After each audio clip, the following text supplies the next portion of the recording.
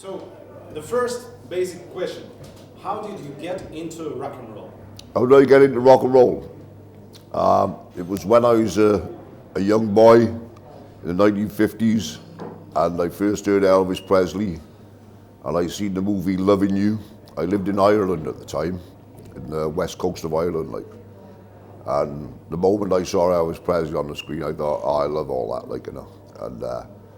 And then when I moved from there to Wales, I lived next to a fairground. I used to hear all the records playing on the fairground and stuff like that, you know. And I just got to love the music, you know. When the 60s came and it all changed, I just stuck with the 50s stuff, you know.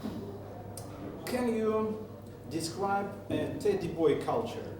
What is different comparing to American rockabilly culture? Was it more aggressive? What was its originality? I would say the teddy boy culture that's the thing that kept rock and roll alive. Because during the period of the 1960s, when you had like the mods and the rockers and things like that, it was the teddy boy was a way of showing people you're a rock and roll fan, you know. I mean, a lot of rockers just like the local pop music at that time, same as the mods, like. And if you wore the teddy boy gear, it meant you stood out as a rock and roll fan, that you still liked the earlier stuff, like, you know. So I think that's why the teddy boy thing is very different from the 50s. During the 50s, teddy boys didn't necessarily get along together. You know, the different gangs from different areas, there was fights between them, everything like. But in the 1960s, when the teddy boy reformed, from my age group, say, it was because they were rock and roll fans and they were trying to show the world that they were rock and roll fans, you know. How would you describe psychobilly culture? What's your opinion on this? Does it take after teddy boy culture something? I think it had to go somewhere because, like, we were writing our own songs, you know. So we became accepted by the punk fraternity and the psychobilly fraternity through doing our own songs. But a lot of the rockabilly scene was trying to stick to the authentic 50s thing. And I think the psychobilly thing grew out of bands trying to do their own thing, put their own songs together, you know, and do it their own way, you know. So it's not unhealthy, it's not a bad thing, like, you know. My son Joe is in a psychobilly band called the Graveyard Johnnies. He knows more about the psychobilly scene than I do, you know.